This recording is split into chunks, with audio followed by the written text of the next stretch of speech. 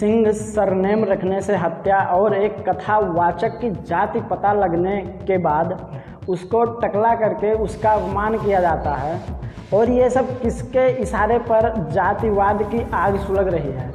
नमस्कार दोस्तों, आप सभी का स्वागत है ट्रू सोशल 2.0 पर। और आप सभी इस वीडियो को अंत तक ज़रूर देखें और इसमें हम इस देश की जाति व्यवस्था को उजागर करने वाले हैं। और इस वीडियो में हम उजागर करेंगे सरकार की उन खामियों को जो इस देश से जातिवाद का एक जो भद्दा कलंक है उसको यहाँ की सरकार नहीं मिटा पा रही है।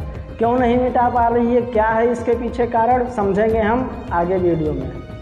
लगभग 12 दिनों के अंदर 2 घटनाएं और दोनों में लहू सिर्फ इस बात पर बहा कि दलित ने अपने नाम के पीछे सिंह सरनेम क्यों लगाया, या एक यादव होकर भागवत कथा सुनाने की हिम्मत कैसे कर ली।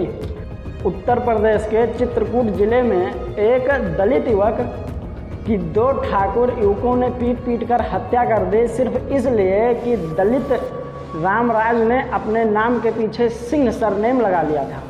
हाँ, आपने सही सुना, रामराज की मौत का कारण सिंह सरनेम था।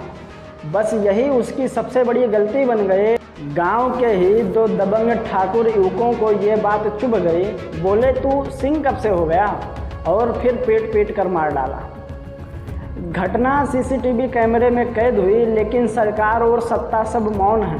कहाँ है वो समानता जिसके नाम पर संविधान लिखा गया था। अब आते हैं उत्तर प्रदेश के इटावा के दादरपुर गांव के मुद्दे पर।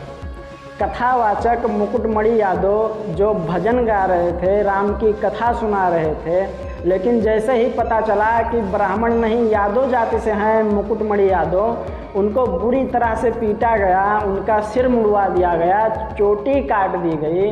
एक ब्राह्मण महिला के पैरों पर उनकी नाक रगड़वाई गई। यहाँ तक कि मुकुटमणि यादव के ऊपर एक महिला का मूत्र फेंका गया उनको पवित्र करने के लिए, इसलिए कि राम की कथा सुनाने वाला अपवित्र हो गया था क्योंकि उसकी जाति नीचे थी। क्या ये भारत है या मध्यकालीन अफगानिस्तान? अभी तक मुकुटमणि यादव के बारे में हमने जो आप लोगों को बताया है वो मुकुटमणि यादव का बयान है। मुकुटमणि यादव ने खुद इस बयान को दिया है और तथाकथित जो जांच बैठाई गई थी, अभी उस जांच का कोई रिपोर्ट नहीं आया है। जब रिपोर्ट आएगा तो उसके बारे में हम लोग बाद में बात करेंगे। फिलहाल शुरू करते हैं आगे की चर्चा। 2 घटनाएं सिर्फ 10 दिनों के अंदर, वो भी एक ही राज्य में। क्या ये सिर्फ इत्तेफाक है? इन घटनाओं को मैं इत्तेफाक नाम इसलिए दे रहा हूँ क्योंकि हमारे गांव में, हमारे इलाके में भी ऐसे बहुत से पुजारी हैं जो ना तो ब्राह्मण हैं और ना ही ठाकुर हैं। वो कोई यादव है, कोई प्रजापति है, तो कोई दलित है। हमारे यहाँ तो ऐसा कुछ नहीं हुआ। तो जाहिर सी विचार करने की और सोचने की बात ये है कि क्या इसके पीछे कोई राजनीतिक हाथ हो सकती है? तो क्या ये सिर्फ इत्तेफाक है या फिर 2024 की हार के बाद 2029 की तैयारी में कोई राजनीतिक दल समाज को फिर से जातियों में तोड़ रहा है? क्या हिंदू मुस्लिम की राजनीति अब थक चुकी है और अब नया टूल आ गया है भारत की राजनीति में, जाति की दीवारें?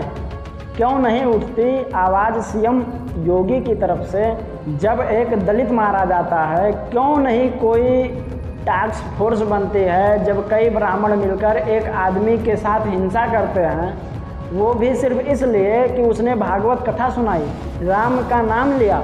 और यह सब देखकर क्या आपको नहीं लगता कि हिंदू एकता बस चुनावी पोस्टर तक सीमित है? दलित होकर सिंह सरनेम नहीं लगा सकते, यादव होकर राम की कथा नहीं सुना सकते, ओबीसी होकर गीता पर भाष्य नहीं दे सकते। तो फिर सवाल ये है कि क्या मंदिरों में पूजा सिर्फ जाति देखकर ही होगी? क्या भगवत गीता अब रिजर्व कैटेगरी में बटी हुई किताब है? क्या राम का नाम सिर्फ एक जाति की बकौती है? जब योगी आदित्यनाथ ने कहा था कि बटेंगे तो कटेंगे, तो अब उनसे पूछना बनता है कि महाराज बंटवारा कौन कर रहा है? आपके शासन में 2-2 घटनाएं हुई और आपने सिर्फ FIR दर्ज करा के पल्ला झाड़ लिया। क्या इसीलिए जनता ने आपको फिर से सत्ता सौंपी थी? आज पूरा देश पूछ रहा है कि आप ठोक देंगे का नारा देने वाले क्या अब इन जातिवादी गुंडों को भी ठोकेंगे? क्या इन घटनाओं के पीछे कोई जांच कमेटी बैठेगी ये पता करने के लिए कि क्या ये सामाजिक टकराव था या राजनीतिक टकराव, या इन घटनाओं के पीछे किसी राजनीतिक पार्टी का हाथ था? कल रामराज दलित मारा गया, आज मुकुटमणि यादव अपमानित हुआ, और फिर अगला कौन होगा? क्या हम इंतज़ार कर रहे हैं अगली वीडियो वायरल होने का? कथा सुनाने वाले का जब जात पूछकर पीटा जाए, जब नाम के पीछे सिंह सरनेम लगाने से जान ले ली जाए, तो ये समाज नहीं सड़ा हुआ सिस्टम है। ये देश वो देश नहीं जिसका सपना महात्मा गांधी, डॉक्टर भीमराव अंबेडकर, भगवान श्री राम और भगवान श्री कृष्ण ने देखा था। आज ज़रूरी है कि जाति नहीं इंसान देखा जाए, गोत्र नहीं कर्म देखा जाए, और धर्म नहीं दर्द महसूस किया जाए, वरना एक दिन सब बटेंगे और सब कटेंगे। कमेंट में ज़रूर बताइए क्या आपको लगता है कि जातिवाद के खिलाफ इस आवाज़ को देश के हर कोने तक शेयर करें, क्योंकि अब चुप रहना सबसे बड़ा गुनाह है। मिलते हैं अगले वीडियो में। जय हिंद, जय भारत।